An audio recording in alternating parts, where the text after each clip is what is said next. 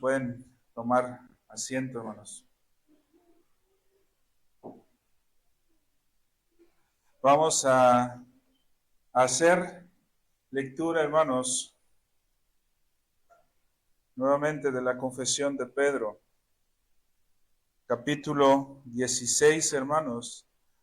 Vamos a leer, hermanos, únicamente del 17. Perdón.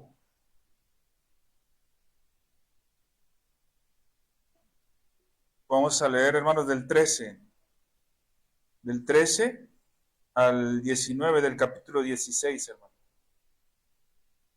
Dice la palabra de nuestro Dios: viniendo Jesús a la región de Cesarea de Filipo, preguntó a sus discípulos diciendo: ¿quién dicen los hombres que es el Hijo del Hombre? Ellos dijeron: unos Juan el Bautista, otros Elías, otros Jeremías o alguno de los profetas. Y él les dijo: ¿y vosotros, quién decís que soy yo? Respondiendo Simón Pedro dijo: tú eres el Cristo, el Hijo del Dios viviente. Entonces respondió Jesús: bienaventurado eres, Simón, hijo de Jonás, porque no te lo reveló carne ni sangre, sino mi Padre que está en los cielos. Yo también te digo que tú eres Pedro, y sobre esta roca edificaré mi iglesia, y las puertas del Hades no prevalecerán contra ella, y a ti te daré las llaves del reino de los cielos, y todo lo que atareis en la tierra será atado en los cielos, y todo lo que desatares en la tierra será desatado en los cielos. El Señor bendiga su palabra, hermanos. Vimos, hermanos, la clase anterior. Estuvimos hablando, hermanos, sobre la importancia que tiene el hacer un uso correcto, hermanos, de las confesiones o de los credos, hermanos, declaraciones de fe, hermanos. Y vimos, hermanos, estuvimos analizando, hermanos, el uso que se le debe de dar, hermanos, a cada una de estas, y el valor, hermanos, el valor en el sentido limitado en el que le tenemos que dar, hermanos. Decíamos, hermanos, que a diferencia de la antigüedad, hermanos, al día de hoy, el definir, hermanos, la ortodoxia, para muchos, hermanos, es sumamente complicado. Creo yo, hermanos, que lo mejor que podemos hacer para caminar en este camino, valga la redundancia, de la ortodoxia, hermanos, y definir lo que es ortodoxo, tenemos que voltear, hermanos, a lo que la iglesia a través de toda la historia ha hecho. Y la ortodoxia, hermanos, la forma en que la iglesia lo ha hecho es a través de la declaración de los credos.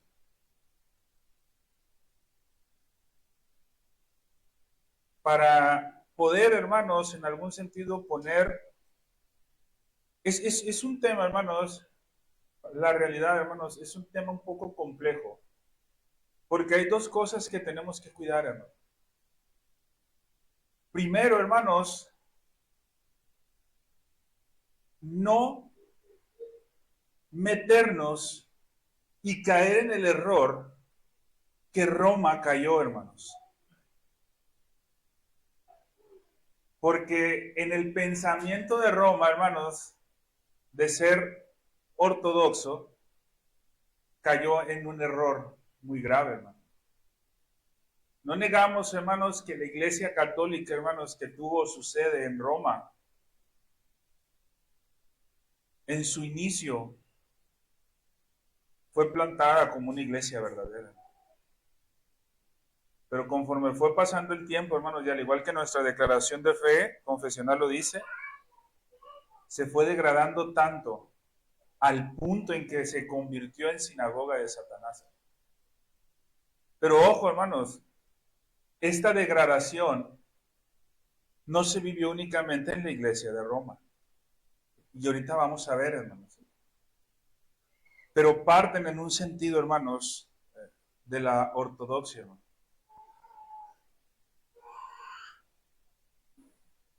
Para el día de hoy, hermanos, el título de la clase, hermanos, para dar a entender lo que vamos a ver un poco, le he puesto genealogía ortodoxa confesional. Genealogía, hermanos. ¿Qué es una genealogía, hermanos? Hay genealogías, hermanos, históricas, hay genealogías familiares, hay genealogías literarias, hermanos. Hay diferentes tipos de genealogías, hermanos, pero lo que muestra una genealogía, hermanos, es el origen y cómo se va desarrollando algo. En este caso, hermanos, lo que me gustaría que plantáramos y que plasmáramos en este estudio del día de hoy es el origen de la ortodoxia confesional, es decir, cómo las confesiones de fe, ¿sí?, o las declaraciones de fe, que dicho sea de paso, hermanos, nosotros ya vimos que esto es algo correcto, que es algo bíblico y que es algo necesario, hermanos. Y que es una enseñanza, hermanos, que nuestro Señor Jesucristo nos dio a través de la confesión del apóstol Pablo que acabamos de leer ahorita. Y que posteriormente, hermanos, esta práctica se fue llevando a cabo hasta donde nosotros vemos ejemplos como, por ejemplo, el de Timoteo. Cuando el apóstol Pablo le dice a Timoteo, hermanos, que o le reconoce la buena profesión de fe que ha hecho delante de muchos testigos. Entonces, una vez que ya quedamos en claro, hermanos, que las declaraciones confesionales, ¿sí?, que ojo, hermanos, recordemos que es una declaración confesional, es una palabra humana que está interpretando lo que la Escritura nos dice. No debemos olvidar eso, hermanos. También no debemos olvidar, hermanos, que no la debemos de poner al mismo nivel de la Escritura. Pero es necesario, hermanos, saber cómo surgieron y cómo se originaron para que nosotros podamos entender, hermanos, hasta qué punto la enseñanza encaja como una enseñanza ortodoxa. Y podamos decir, hermanos, quién sí es ortodoxo y quién no es ortodoxo. Ahora, quiero aclarar algo, hermanos. Alguien que no es ortodoxo, hermanos, se lo digo así abiertamente, hermanos, sin ningún problema. Alguien que no es ortodoxo no puede ser considerado hermano en la fe. Definitivamente. Alguien que no sea ortodoxo no puede ser considerado en la fe. Ahora, no seremos extremistas, hermanos, al pensar que todos tienen que ser o todos tienen que reconocerse públicamente como ortodoxos en el entendimiento que nosotros creemos, sino que manifiesten las doctrinas ortodoxas, que es lo que vamos a estar viendo, hermano. Pero ojo, hermanos, cuidado. No todo ortodoxo puede ser nuestro hermano en la fe. ¿Por qué digo esto, hermanos? Porque hay muchos hermanos que de palabra dicen ser ortodoxos, pero sus declaraciones, hermanos, están contrapuestas. Te pongo un ejemplo, hermanos, y lo vamos a ver ahorita más adelante. Roma. ¿Sí? Roma, hermanos, la iglesia occidental. Son ortodoxos, pero en sus reafirmaciones doctrinales, hermanos, posterior a la reforma, hermanos, cuando Roma realmente se constituyó en lo que es Roma, como lo conocemos hoy, sus afirmaciones doctrinales, hermanos, eran o son incoherentes con la ortodoxia, pero ellos de palabra, hermanos, se dicen ser ortodoxos y reconocen, hermanos, los principios básicos de la ortodoxia, pero en sus declaraciones posteriores contradicen, hermanos. Es algo de lo que tenemos que tener mucho cuidado nosotros, hermanos.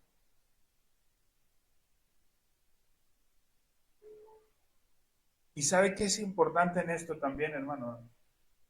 Un punto claro de la ortodoxia, hermanos, es que la ortodoxia nace no con la necesidad de ser excluidos o ser sectarios. Nace con la necesidad de buscar unidad, hermanos. Nace con la necesidad de buscar comunión. Rechazar al hereje, pero abrazar al ortodoxo. Entonces, el día de hoy vamos a hablar, hermanos, de esta genealogía ortodoxa confesional.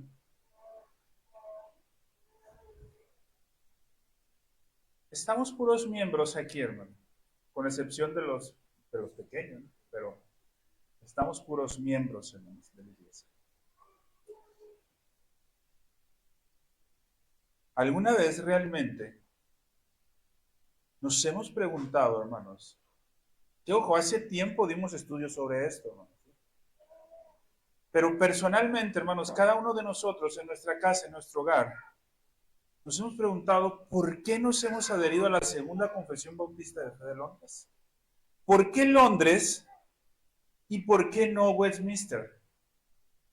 ¿O por qué no Saboya? ¿O por qué no la primera confesión de Londres? ¿Por qué el federalismo de 1689?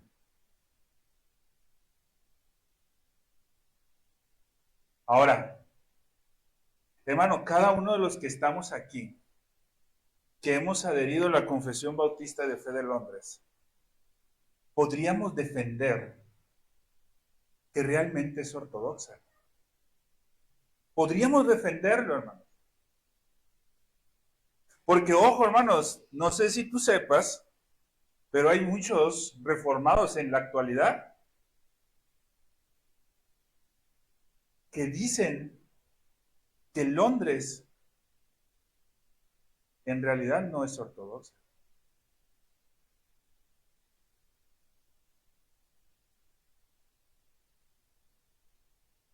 De hecho, hermanos, muchos bautistas particulares cuando confesan o cuando empiezan a crecer el movimiento este del bautista particular, hermanos, cuando empieza a crecer en Londres, por la mayoría de los ortodoxos, estaba siendo rechazado como ortodoxo. Entonces, ¿cómo nosotros estaríamos en condiciones de defender esa confesión de fe como una confesión ortodoxa? ¿Sabríamos nosotros, hermanos, cuáles son las doctrinas principales que debemos adherirnos y que nos hacen formar parte de ese catolicismo realmente, hermano? ¿Qué es lo que nos hace a nosotros una iglesia católica? Sabríamos, hermano. Yo espero, hermanos, porque hemos visto algunas clases de esto anteriormente, hermano. Pero yo espero, hermanos, que con esto que vamos a ver a partir de hoy, hermanos, hasta el cierre del año, si el Señor lo permite, pero específicamente, hermanos, con la clase del día de hoy, tengamos unas herramientas suficientes, hermanos, para empezar nosotros a defender nuestra postura como ortodoxos. Esa es mi intención el día de hoy, hermanos. Mi intención, hermanos, es de que si le preguntan a cada uno de ustedes, o si nos preguntan a cada uno de nosotros, hermano, ¿por qué son ortodoxos? Porque creemos esto y esto. Así. Así de sencillo, sí, así de sencillo. ¿Y quién no es ortodoxo? Aquel que no cree esto y esto. Pues así es, sí, hermanos, así es sencillo. Muchas veces, hermanos, nosotros nos tratamos de enredar en este tipo de enseñanzas. Ahora, hermanos, viene lo más interesante, creo yo, hermanos. No existe reformado que no sea ortodoxo. No existe. Y ojo, hermanos, el adherirte a las olas de la reforma no necesariamente te hace ortodoxo. Mucho menos reformado.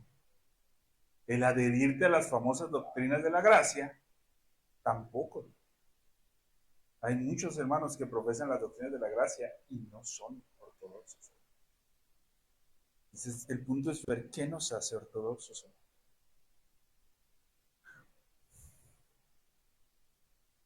Como es genealogía, hermanos, vamos a tratar de hacer como una especie, no de árbol, pero sí ramificaciones de cómo, hermanos, nos originamos como iglesia, para entender, hermanos, de dónde partimos. Hay un tronco en común, hermanos, que toda iglesia católica, ojo, hermanos, primero, vamos a tratar o a procurar, hermanos, que en nuestra mente, en esta primera sección que voy a hablar, cuando hable de católico, que yo espero que esto nos haya quedado ya bastante claro, cuando yo hable de católico, no me estoy refiriendo a Roma, hermanos. ¿Sí?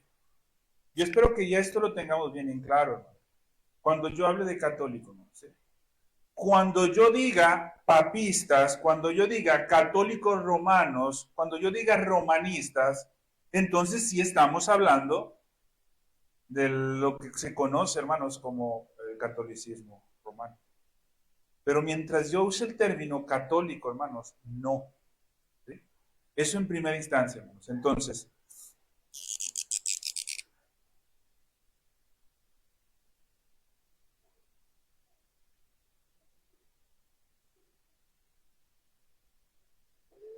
vamos a empezar, hermanos, con una rama en común, hermanos. Una rama en común que tienen que tener todas las iglesias católicas. ¿Y qué es lo que tienen, hermanos? Todas las iglesias católicas. Todas las iglesias católicas tienen esta rama en común.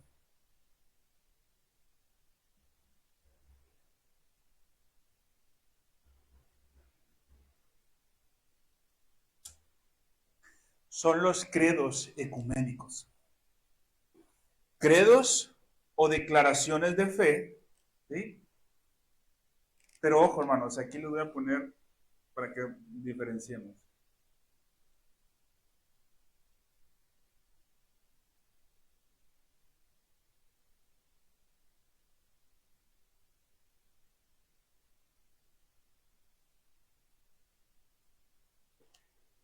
Los credos ecuménicos de la antigua Iglesia Católica.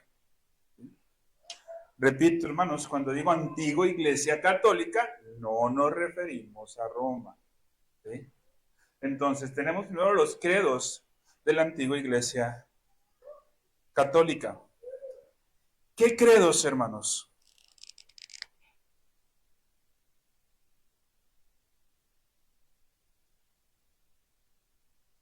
Credo apostólico, hermanos.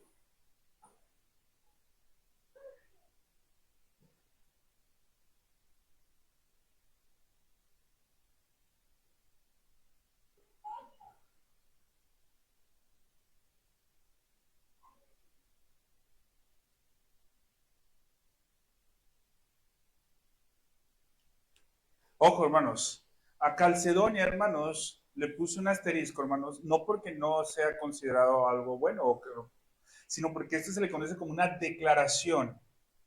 ¿Sí? Los demás son conocidos como credos, hermanos. ¿Sí? El credo apostólico, el credo niceno, el credo de Atanasio y la declaración de Calcedonia. La doctrina, hermanos, que ojo, hermanos, lo interesante aquí, hermanos, es estas doctrinas que aparecen aquí, estas enseñanzas que aparecen aquí, hermanos,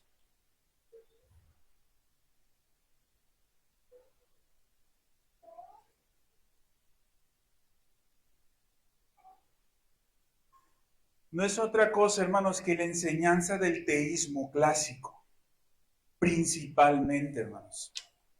El teísmo clásico, con algunas otras enseñanzas cristológicas, trinitarias y algunas cuestiones muy por encima, hermanos, de la iglesia. ¿Sí? Pero aquí vienen esas enseñanzas. Ojo, hermanos, no pensemos que el apostólico es diferente al niceno o a la declaración de Calcedonia o al de Atanasio porque enseñan cosas distintas.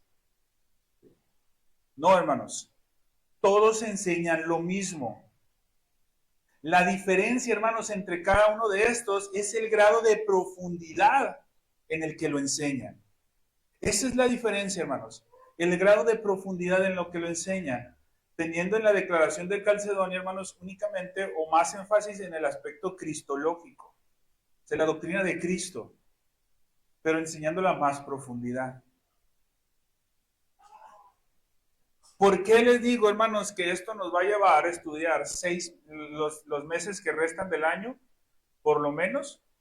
Porque, hermanos, la idea, la intención, hermanos, es que vayamos viendo cada uno de estos, ¿sí? No a la profundidad doctrinal que se requiere, hermanos, porque si no, creo que perderíamos un poco el sentido de toda la serie y lo que queremos llegar, pero sí vamos a ir viendo por qué surgen cada uno de estos y algunas enseñanzas generales que están detrás de cada uno de estos para ver cómo todos estos están en total armonía, hermanos, y que lo único que está haciendo uno de otro es profundizando la doctrina, hermanos, y profundizándole en ese orden, hermanos. ¿Se acuerda, hermanos, que yo le hablaba de un declive doctrinal después de la muerte de nuestro Señor Jesucristo en las iglesias? Y que ese declive poco a poco se fue yendo hacia arriba. No se dice declive cuando se dice que va hacia arriba. Ese ascenso, ¿sí? De la doctrina, hermanos, se fue dando porque se fueron reafirmando estas credos y confesiones. Ahora, hermanos, ¿esto sustituyó la escritura? No. No sustituye la escritura, hermano.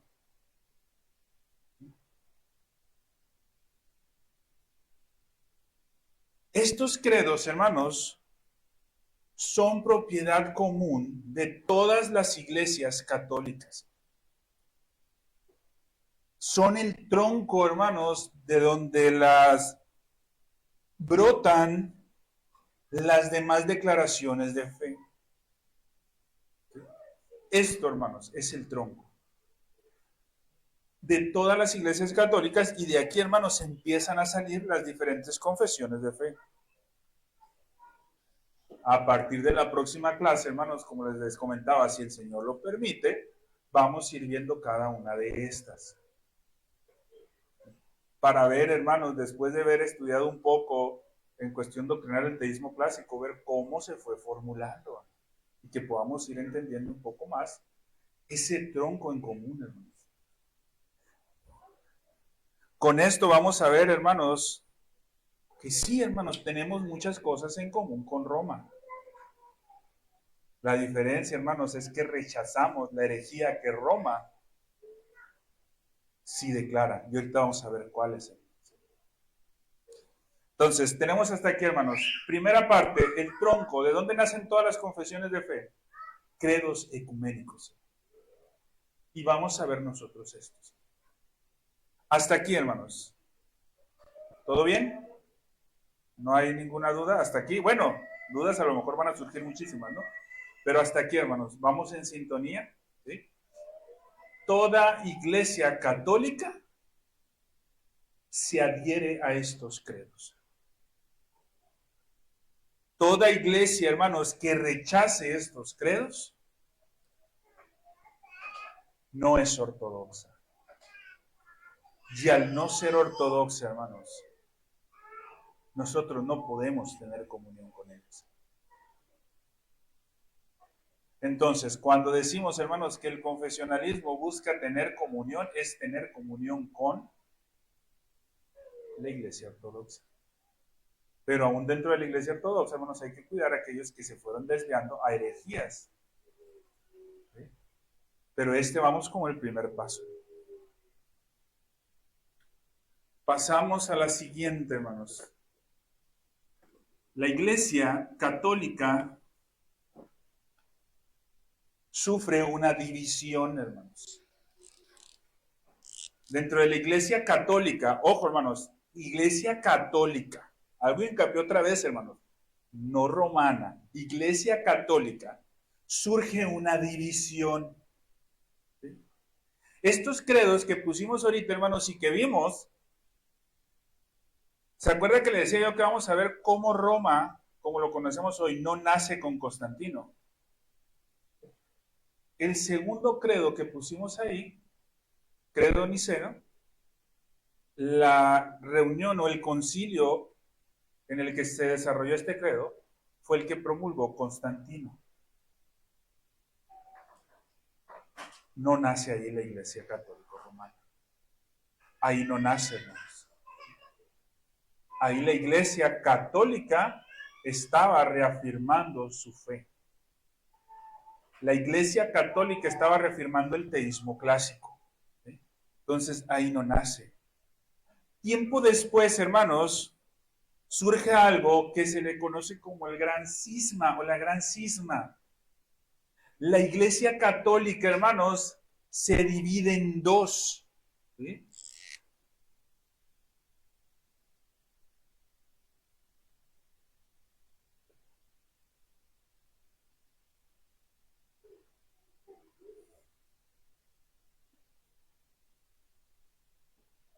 Se divide en dos la Iglesia Católica, hermanos.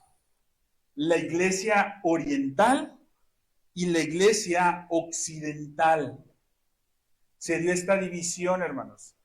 Se dio un cisma, una separación por diversidad de pensamientos entre la Iglesia, dentro de la Iglesia Católica.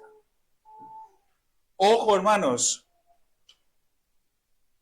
Hasta aquí, hermanos, estamos hablando de la Iglesia en general. Cada una de esta Iglesia occidental y oriental tenía distintas iglesias locales que la conformaban. ¿Sí? La congregación más antigua y de más peso dentro de estas, hermanos, para el lado occidental,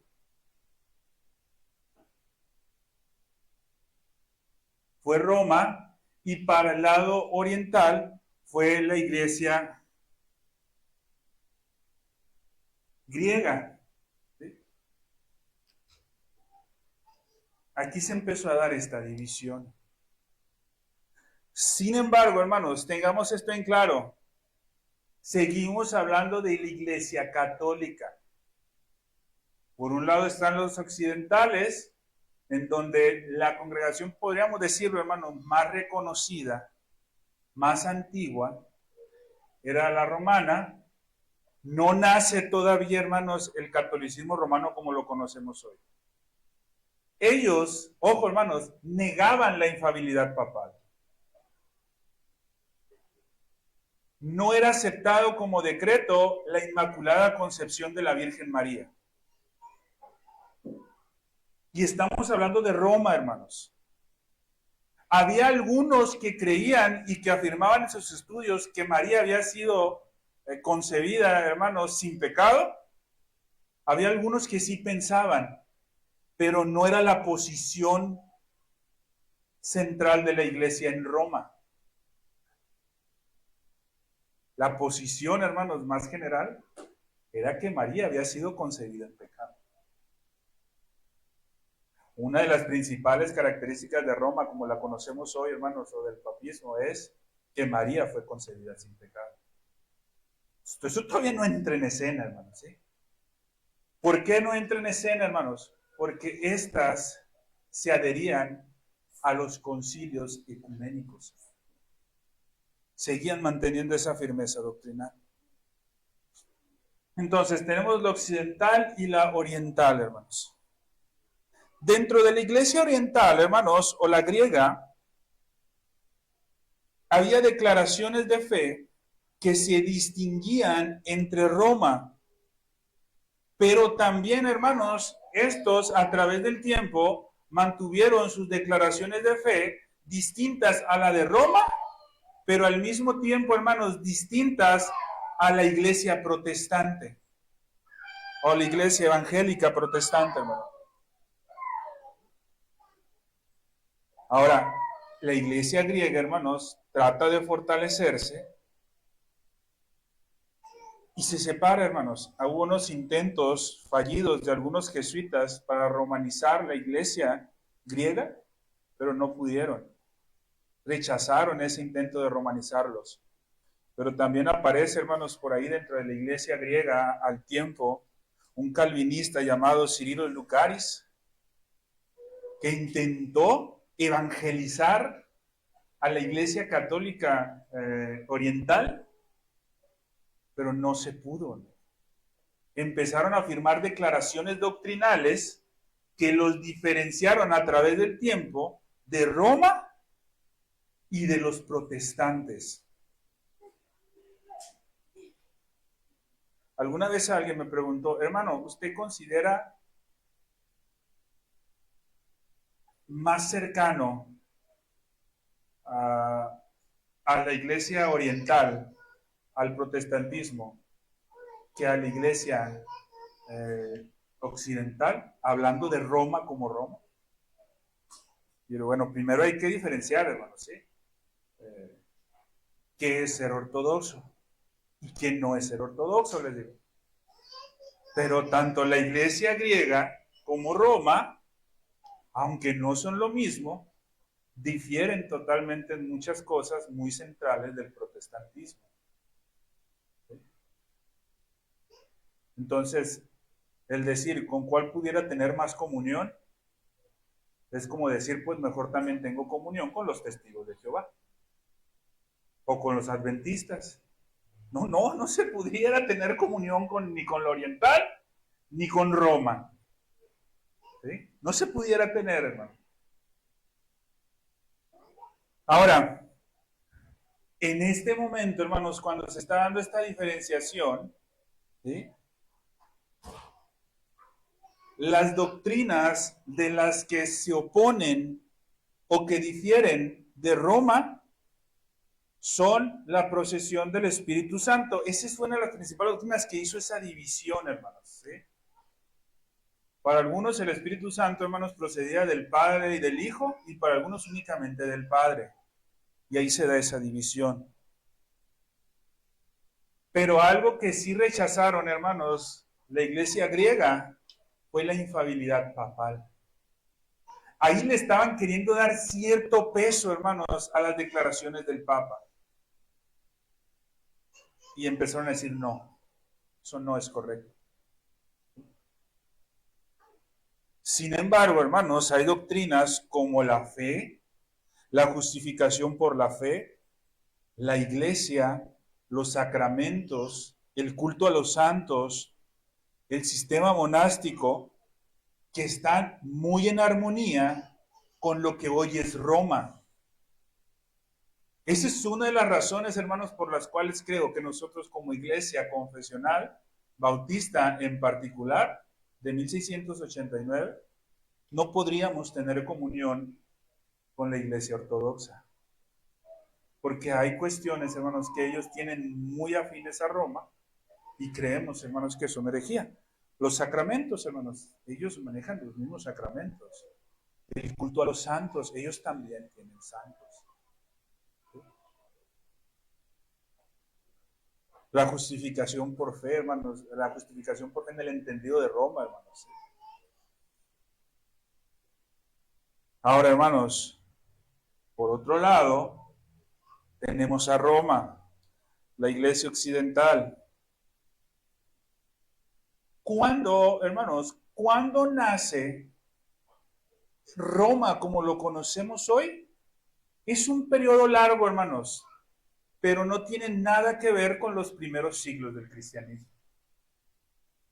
No nace en el siglo I, no nace en el siglo II, no nace en el siglo III, ni en el IV, ni en el V, ni en el VI, ni en el VII, ni en el VIII, ni en el XI, XII, como muchos podrían afirmar.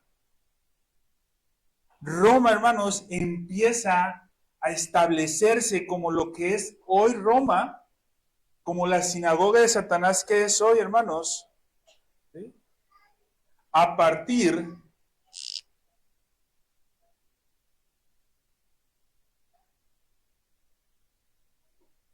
de Trento, hermanos, y finaliza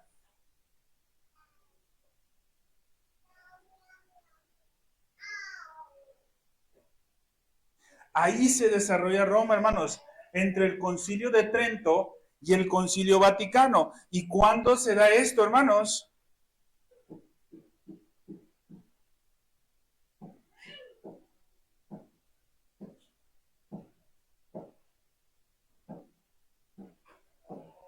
Por ahí más o menos, hermano.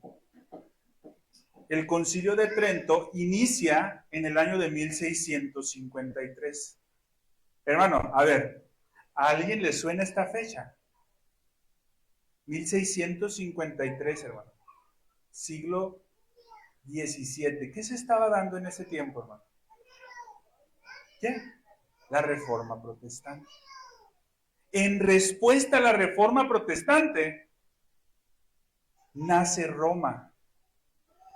Ojo, hermanos, con esto. ¿Qué es lo que hacen los protestantes? Los protestantes protestan que la Iglesia Católica se está desviando. La Iglesia Católica se está desviando. Y protestan en contra de eso. Está protestando en contra de la influencia que quería Roma ejercer sobre la Iglesia Católica. Pero como no pudo, ¿qué hace Roma? Empieza a afirmar sus convicciones doctrinales. Y empieza en el Concilio de Trento, 1653. Estos concilios, hermanos, estos dos, y lo que hubo entre medio de esto, hermanos, ojo, hermanos, 1653 a 1870, hermanos, son más de 200 años de peleas, de afirmaciones doctrinales, etcétera, etcétera, etcétera, hermanos, en las que Roma se estaba formando como Roma. Nosotros no podemos decir, es más, hermanos, cuando alguien le diga, nosotros fuimos la primera iglesia, que un papista o un romano le diga, no somos la primera iglesia, mentiras. Es más, hasta 1870 no se creía de la infalibilidad papal. Ahora, ¿los papas actuaban como tiranos? Sí, hermanos. Pero la iglesia como iglesia no había hecho una declaración. ¿Por qué Roma no tiene concilios actualmente, hermanos, a pesar de ser una organización muy grande? Porque cuando llegó la infalibilidad papal en 1870 dijeron, ya no hay necesidad. O sea, ya todo ese borlote que hacen para definir alguna doctrina, pues el Papa. Y le dejamos toda la autoridad al Papa. Y ya por eso ya no hubo necesidad. ¿Sí?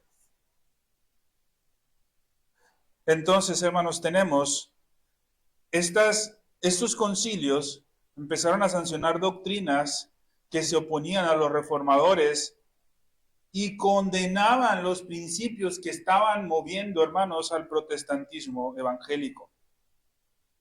¿Qué empezaron a cuestionar, hermanos?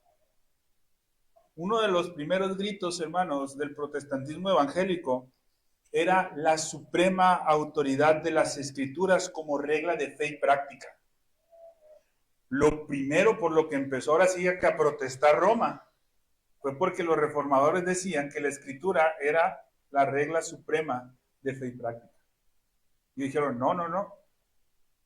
Hay una tradición que se tiene que cumplir. Por eso, usted ha escuchado, hermanos, que dicen que Roma tiene la Escritura y la tradición al mismo nivel. Porque ellos empezaron a negar la suficiencia de las Escrituras, hermano. Y otro aspecto importante también, la famosa justificación por la fe, que empezó, hermanos, en Martín Lutero a hacer más. Que ojo, no fue el primero, hermanos, ¿sí? Hubo hombres que murieron antes que Lutero. Y no murieron por enfermedad, hermanos. Hubo hombres que mataron antes que Lutero por enseñar la suficiencia de la Escritura y la justificación por solo fe, hermanos. A veces pensamos, hermanos, que la mal llamada, hermanos, época oscura o el oscurantismo, y digo mal llamado, hermanos, porque se dice que fue el oscurantismo, hermanos, porque el pensamiento religioso se fue oscureciendo, hermanos. Cuando nosotros estudiamos el oscurantismo, realmente, hermanos, nos damos cuenta que no se fue oscureciendo, hermanos. La promesa de Dios, hermanos, que cuando dice que aún dentro de la oscuridad, parafraseando un poco, la luz del Evangelio va a resplandecer, hermanos, había resplandor de su luz en ese tiempo. Y el resplandor del Evangelio, hermanos, puede alumbrar cualquier oscuridad. Y hay mucha enseñanza, hermanos, ¿sí? Entonces, hermanos, tenemos lo que conocemos como Roma en la actualidad inicia en 1653 en declaraciones en contra de la suprema autoridad de las Escrituras y de la justificación por solo fe, por nombrar algunos, hermanos. Y termina en 1870 con la declaración de la infalibilidad papal. ¿Sí? Allí, hermanos, se completa el sistema católico romano como nosotros lo conocemos, porque hace de la infalibilidad papal un artículo de la fe católica, hermanos, romana. Hagan de cuenta, hermanos, así como el artículo 1 de nosotros empieza con las Sagradas Escrituras, ellos dentro de su confesión de fe hay un artículo doctrinal que habla de la infalibilidad papal. Allí nace Roma. Su sistema doctrinal, hermanos, se cierra y se empieza a poner esa maquinaria en operación en 1870, hermanos. ¿Fue la primera iglesia? No, hermanos.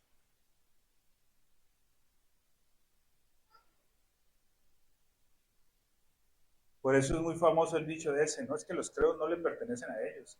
Y aun cuando ellos afirman creer esos credos, hermanos, para iniciar la justificación o el rechazo a la doctrina de la justificación por sola fe, contradice el credo de cualquiera de los credos ecuménicos. La infalibilidad papal como doctrina contradice cualquiera de los credos ecuménicos.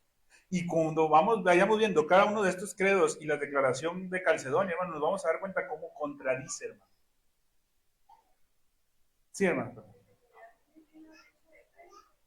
1653, hermana, no hay una fecha porque Trento duró varias etapas y duró cerca de como 8 años más o menos.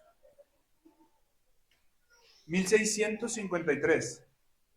No, en 1500 apenas iba a ser la reforma protestante. En el 1500 apenas iba a darse la reforma protestante. De hecho, hermanos, ojo, hay algo que les llama la atención aquí. ¿Qué les llama la atención, hermanos? ¿Cuándo se dio la primera confesión de fe bautista? La primera confesión de fe bautista, hermano. Pastor, no puedo. La primera, hermano.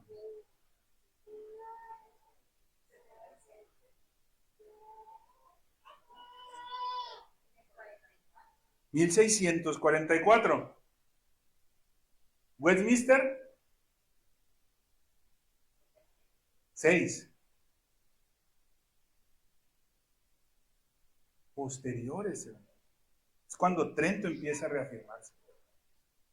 1500 la reforma empieza a surgir. Ahora, hubo muchos debates en el 1500, pues sí, sí hubo muchos debates que Roma intentaba hacer menos al protestantismo. Pero Trento es después, hermanos, cuando se reúnen en la ciudad de Trento.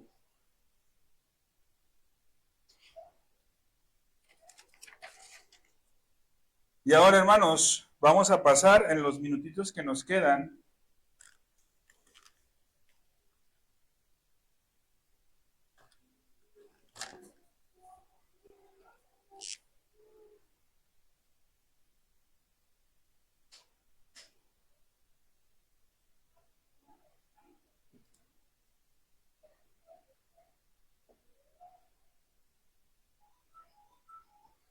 la iglesia evangélica protestante.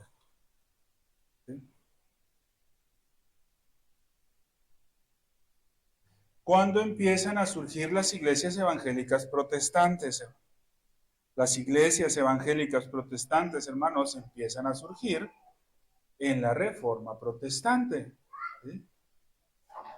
Estas confesiones de fe, hermanos, que surgen en la Reforma Protestante, ¿sí?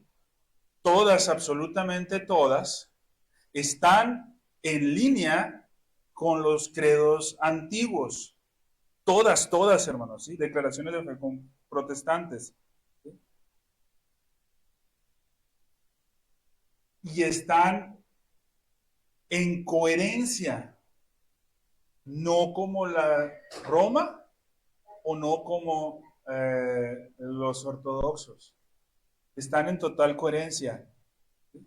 Pero hubo cuestiones, hermanos, que le introdujeron los protestantes a los credos.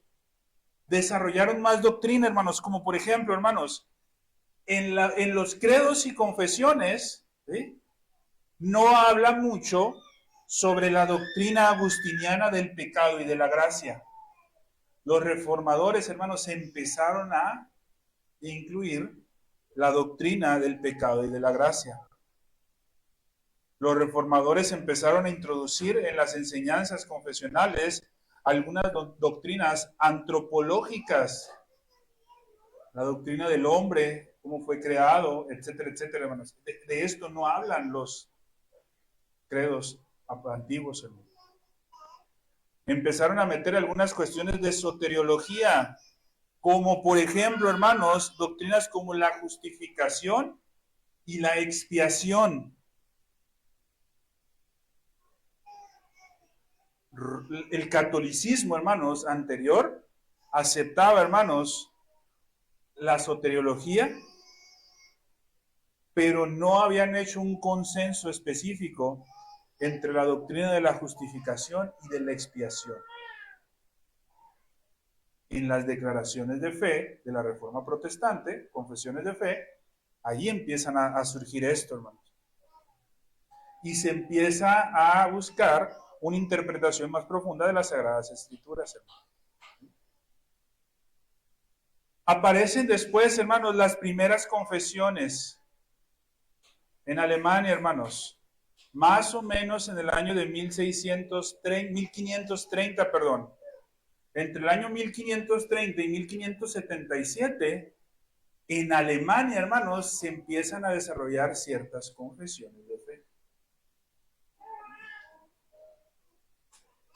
Cuando se empiezan a desarrollar estas confesiones de fe, hermanos, entre 1530 y 1577, confesiones de fe, hermanos, que les soy bien sincero, muchos reformados hoy ni idea tienen que estas confesiones existen y que son importantísimas. Fueron las primeras que empezaron a surgir como las conocemos hoy, hermanos.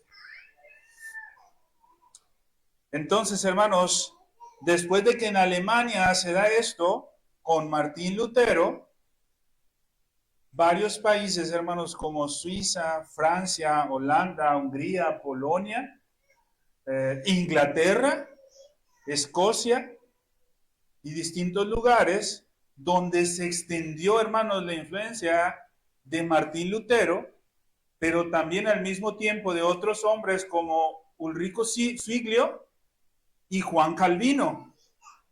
Empezó la influencia de estos hombres a extenderse y declaraciones de fe empezaron a aparecer. Empezaron a dar origen. Hermanos, si nosotros leemos la Institución a la Religión Cristiana de Juan Calvino, por poner un ejemplo,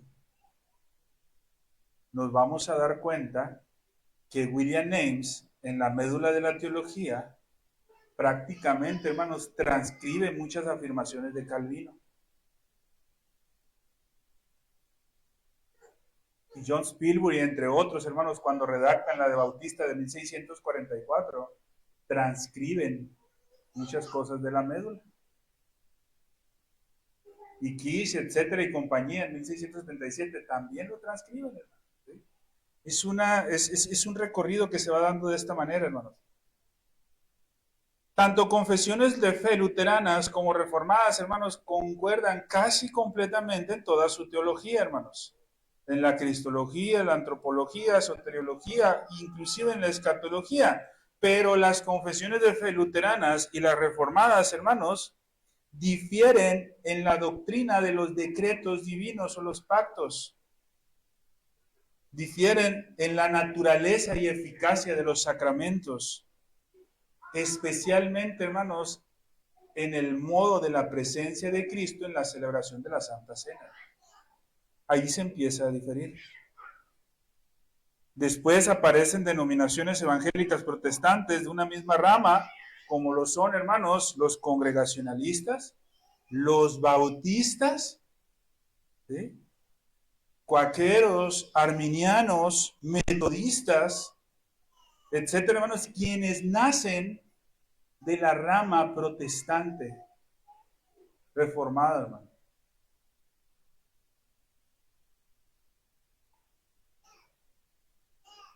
Los arminianos, los cuaqueros, sí, hermano, nacen de ahí, hermano. Sin embargo, se desvían en muchas cosas. Quienes reconocen las principales doctrinas de la Reforma, ¿sí?, fueron todos estos grupos, hermanos. Sin embargo, diferían en algunos aspectos, ¿sí?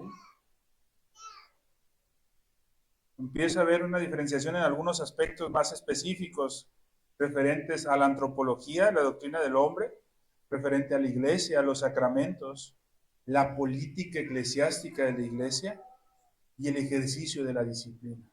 Se empieza a diferir. Pero te das cuenta, hermanos, de que todas estas diferencias que estamos diciendo no eran en los primeros concilios ecuménicos, en los primeros credos. Eso se mantenía exactamente igual. Fueron en otras cuestiones en las que se empezaron a diferir, a diferenciar. En este periodo, hermanos, al igual que en la antigüedad, surgen ciertas sectas heréticas, ¿sí? Sectas, hermanos, que se subieron al barco del protestantismo, pero que en su mayoría, ojo, en su mayoría rechazan las confesiones de fe, ya que dicen que las confesiones de fe son como un yugo de autoridad humana, ¿sí?, o un tipo de papado, ¿sí? Y lo delicado, hermanos, es que en la actualidad, que con esto vamos a ir cerrando cuando terminemos la serie, hermanos, en la actualidad, muchos de estos grupos que rechazaron el confesionalismo por afirmar que era una especie de yugo a la iglesia o que era algo como si fuera el papado, ¿sí?, la autoridad del papa, muchos de estos empezaron a sustituir la suficiencia de la escritura por el razonamiento humano. Y su razonamiento fue el que empezó a dar más peso a las prácticas. No sé si te suena familiar, hermanos. ¿Por qué muchas iglesias no usan vino en la celebración de la Santa Cena? Razonamiento humano, hermano. ¿Y qué si este hombre, un hombre o una mujer, tiene problemas de alcohol? Pero que no es alcohol y el alcohol embriaga. Entonces no puede ser posible que la celebración de la Santa Cena sea con alcohol porque el alcohol embriaga. Entonces lo podemos cambiar por otro elemento. ¿Qué es eso, hermanos? Razonamiento humano.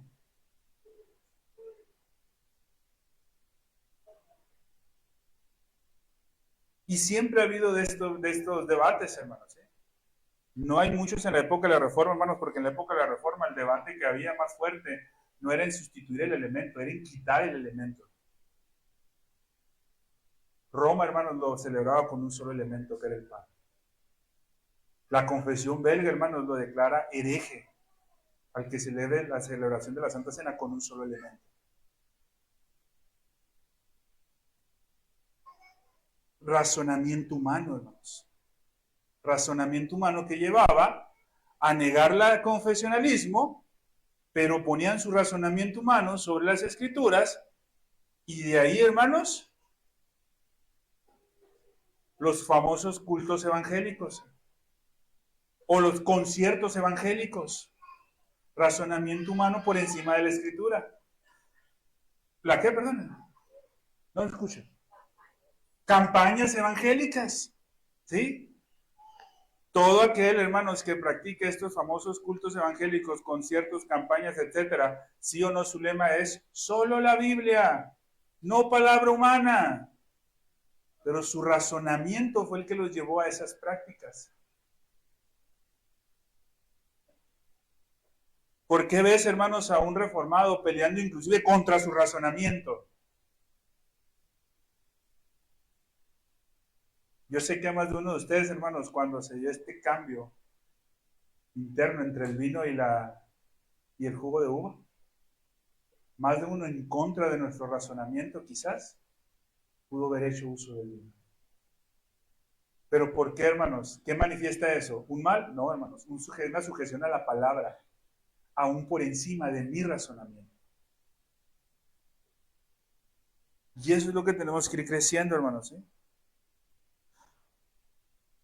Este periodo de declaraciones confesionales, hermanos, se termina en el siglo XVII, con excepción de Roma, hermanos. Roma es la que tiempo después siguió adhiriendo artículos de fe.